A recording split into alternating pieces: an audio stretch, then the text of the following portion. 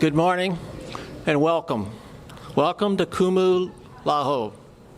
Really, this at Iwilei Center, we're really proud to be opening up this morning. Before I start, I'd like to recognize some people that are in the audience. We have our Honorable Governor and Mayor that are here today.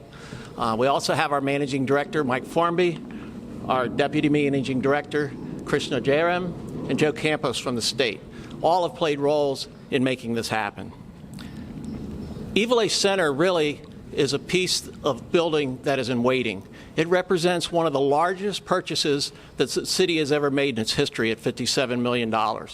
And the purpose of that is really we're bringing in Skyline here. We'll have a center here, we'll have the station here, a gateway to Chinatown. The plans are to build over 2,000 affordable housing units and all the city amenities that go around housing units. It's really while waiting, what do? And in the partnership that the mayor and the governor had, they visited this building and they envisioned providing homeless services for people on our streets. And so with that vision, we've been able to develop a strategy that will really deliver very efficient units to the state to then run in the partnership. So one of these units really is priced under $12,000 a year in our delivery. That includes maintenance, that includes all the HOA, it includes all the utilities. That is lower than a unit would be delivered at 30% AMI. And it's less than half the price for a unit that would be delivered at 60% AMI. So it's a very effective way of using our resources to deliver these services or deliver these units to the state for them to run their services. But it's much, much more. And that's what you're going to hear about this morning. So without further ado, I'd like to call on our governor of our state of Hawaii, Josh Green. Aloha. So I'm going to dive right in. There's a fundamental truth that I'm hoping people are coming to understand, and that is housing is healthcare.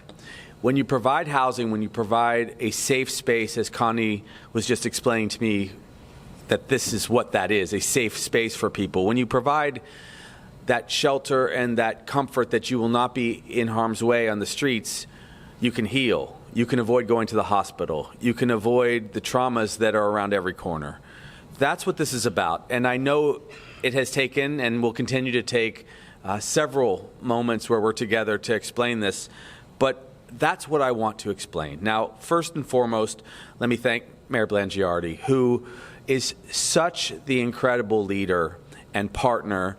It is impossible for me to overstate how much I appreciate him. We never compete. We never fight. We tease each other, of course, because we are two balding white males, okay?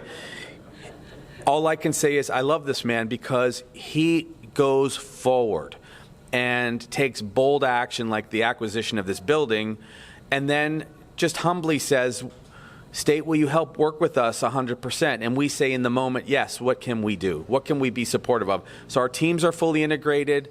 Some have worked for him and then worked for me, and some have worked for me and worked for him. It is a family, and that's our approach. Thank you, Mayor. It's incredible. I also want to mention we have our state homeless coordinator coming on board, June Yang. June has worked for the mayor before. He's working with us on these projects.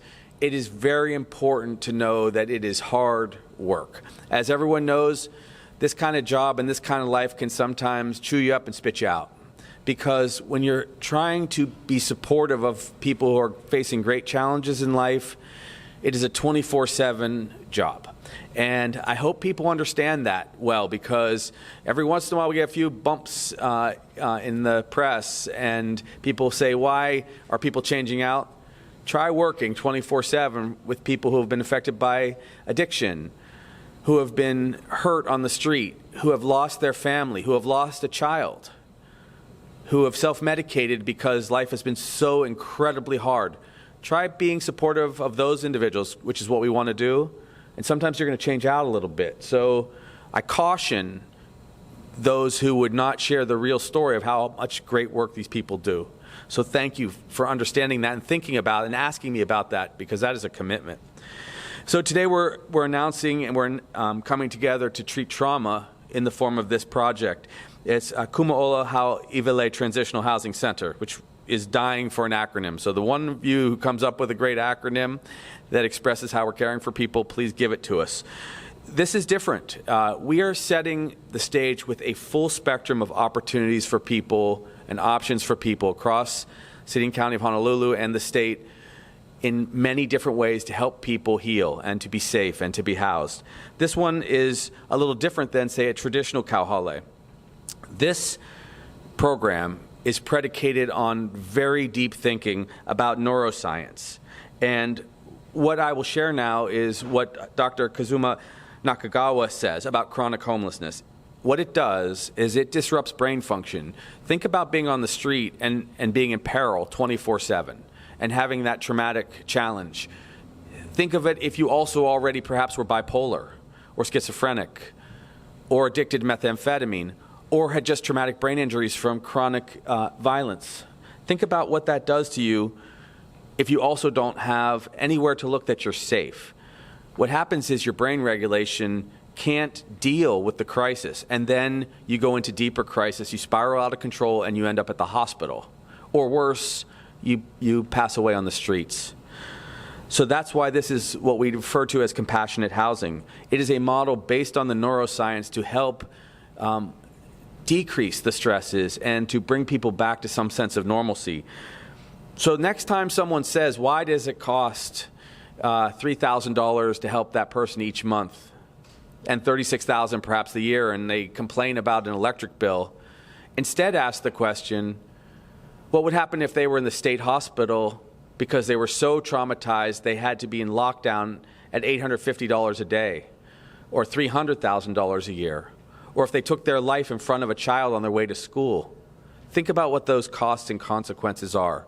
It's very important to understand that the social health system will help people, it will help society, and it will also help cost, incidentally, if we do a good job. And that's why when the mayor came up with this plan and asked us humbly to just be a very small supporter, I believe with about $5 million, we jumped at the opportunity. I remember a gentleman named Gary who shared his story with me over the years. Gary, a very sweet gentleman who Connie provided care for many years, would often go to the hospital over 200 times a year. Costs over $1 million each year in healthcare costs because that was his routine. And she would just rescue him and he'd have a good few months and then he'd be off again until Gary finally did pass. And so there are a lot of people in our state that face that kind of lifestyle, that cycle. This breaks that cycle for some, and it will break that cycle for more and more as we expand these healing-centered architecture and services, which were designed by Mari Kim, to look at every part of the space here and find ways that it will be therapeutic. I will tell you right off the bat, not one of our programs is going to be perfect, but they are all going to help. And they're going to help different subsets of this really set of beautiful people that are struggling deeply. So that's what we call compassionate care. It is science-backed. It looks like housing. It is housing. May not look like your house right now if you're fortunate enough to live in a beautiful house somewhere else in our state, but it will be their house. And they will have partners and advocate and care, and they will have the heart of the mayor to back it, his team and our team. So thank you guys. Thank you for indulging me on this mission. And as time goes by, you will continue to see results and you will see people suffer less. And I think that's the heart of the people of Hawaii and our spirit of aloha. Thank you. Well, good morning, everyone, and thank you for being here. This is a really big day for us and a moment in time that we've been pointed towards, we've been working towards, and now that it's really here, it's very exciting for us. First and foremost, I've got to acknowledge the governor. I mean, I can't let him come up here and admit that he loves me and not give him a little bit of love back. I remember when he and I did the first walkthrough about a year ago, right after we closed on this facility, and it looked very different beyond this, just a big old warehouse, but looking at the potential of this, knowing full well we were going to have to wait several years to get through the whole process of development, that we could turn this into an incredible facility, and that began an evolution of thought. And you know, one of the things that I'm finding really interesting is we get deeper and deeper now into taking on the challenge of homelessness with a very different strategy. You know, we started with an ill-conceived, ineffective strategy that was in place for a long time called compassionate disruption. We have now moved that on a really long journey to compassionate housing. But the resources, the governor's been generous enough. He's not blinked once on all of the requests. With this 100-bed facility, today we're going to talk about the 25 beds, and we have some great voices here, and I really want you to hear from them more than what I have to say. But I'm telling you in a moment of pride and in a moment of confidence about the difference this is going to make, and I hope that you'll understand that, because that's what we're into, is really making a difference, dealing with the issues systemically, really affecting and treating people, and treating them with the dignity and respect. So I say all the time, I want to be as aggressive as we can in tackling our homeless challenge, because the suffering that's out there is too much for any of us really to stand, or for that matter to tolerate. We're too good as a people to let people suffer around us like this. So the very fact that we can start to treat people medically, psychologically, we can start to transition them, we can stabilize them. You know, one of the things that we know, and we just talked about this in our homeless meeting that we have every week, and it's a cross collaboration. There's a lot of people here in this room, and I want to be brief. But, you know, the mental illness part is a big part. The mental illness of people who are suffering from depression, schizophrenia, bipolar, haven't been on meds. There's a lot of hope for those people. If we can get them in and stabilize and work with them, and we've already begun to see that in our medical respite, right literally behind us at the old First Hawaiian Bank, our respite. So that's what I like about this. Aggressive but humane, directed at changing people's lives, giving them the respect and dignity. I can promise you, any of these people, if you were to go up and talk to them, they all have a story. And that's the fascinating thing about it. So this is a joyful moment. I want you here for some really incredible, brilliant people that I'm inspired to be associated with. They, more than anybody, give me the confidence, because their excitement about this and their capability, knowing full well that this represents innovation. Okay? So I want to close again, though, and just tell the governor, the collaboration with the state, the collaboration between the two of us, to be able to see eye to eye on this, to be able to make decisions, big decisions, risky decisions, decisions that people, unfortunately, may choose to criticize, but we know we're operating for the greater good. This is what leadership is about. And I'm very, very proud and very grateful to Josh as our governor. In this case, he puts on his doctor's hat as well, not lost on me. He feels it more than just knows it. So we're really excited about the road ahead. Thank you all for being here today.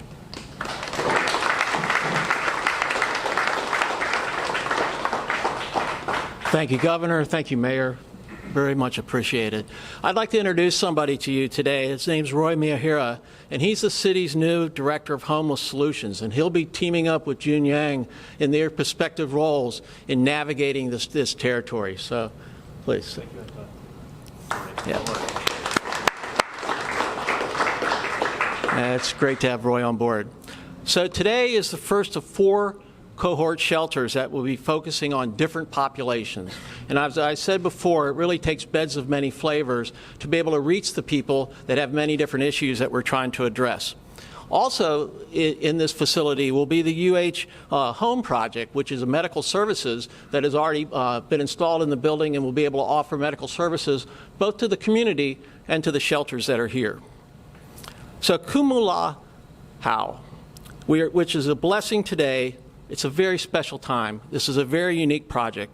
It combines disciplines brought to us by IHS in behavioral health, medical and architecture science brought to us by the Brain Health Applied Research Institute, and special techniques in living environments to address the layers of trauma individuals have experienced for being homeless. I'd like to introduce you to some of the key players that are part of this major event that we're having. Connie Mitchell from IHS.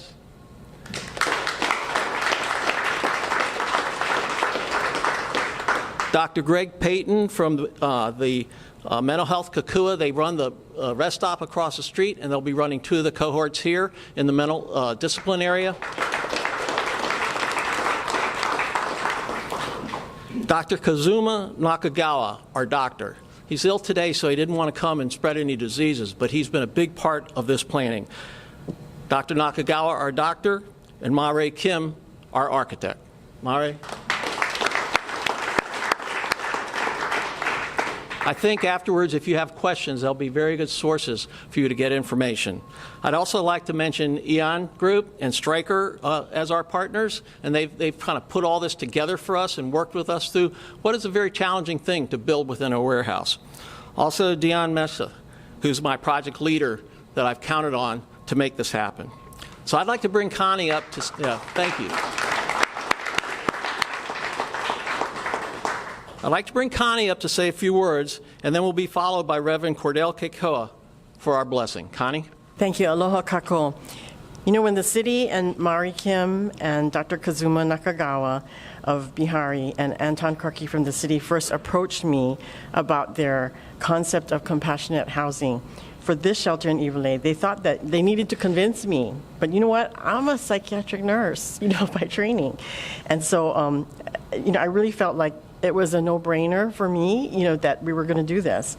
And even if I was a psychiatric nurse, really it was my over 18 years of working with this population that really told me that it really was the way to help people heal, to provide that environment for people, right? So I was an eager partner in this. And I also remember a conversation that I had some years ago with our then clinical director about how we needed to help our community understand what the concept of recovery applied to homelessness would look like. Because you have recovery for recovery for mentally ill, recovery for people who are substance users, but recovery for homelessness was a little bit different of a concept. For me, it would begin with assessing a person's readiness for change. But a lot of times, their level of hope and their vision of the future was not there anymore because they were just in despair. And when you are in that condition and you have no hope, there's no motivation to make the changes that you need to better your life.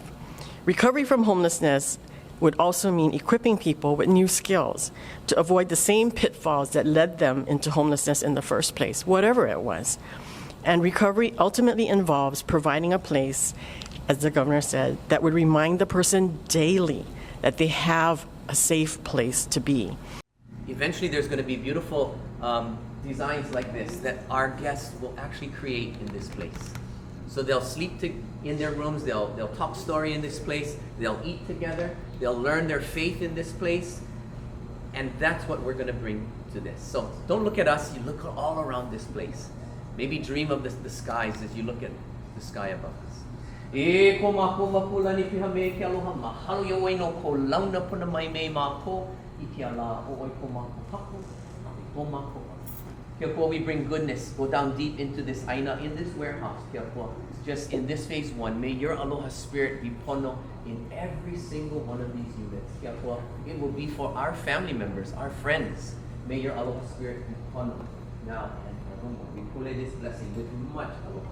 Amen. No kia koa hou. Amen. Amen. Amen. So kia koa, even for us, help us build our own faith and our trust in one another, in the people around us, in our state, in our government, in our neighbors, in our island, in our resources, and then in ourselves. Most important, make sure we take care of ourselves. May your aloha spirit be pono.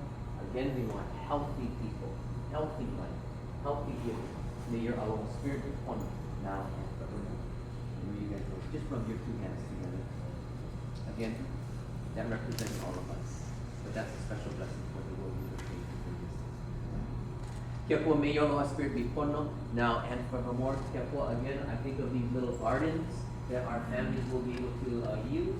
And kia koa, on every place that they sit, that they laugh, that they talk, that they contemplate, may your aloha spirit be pono now and forevermore. Kia koa, you are number one, so now we bring life to every single one of these. May your goodness be pono now and forevermore. Mahalo, mahalo, mahalo. I'm going to ask the four of you, you can let go of the leg. No, I'm speaking, you're the only one.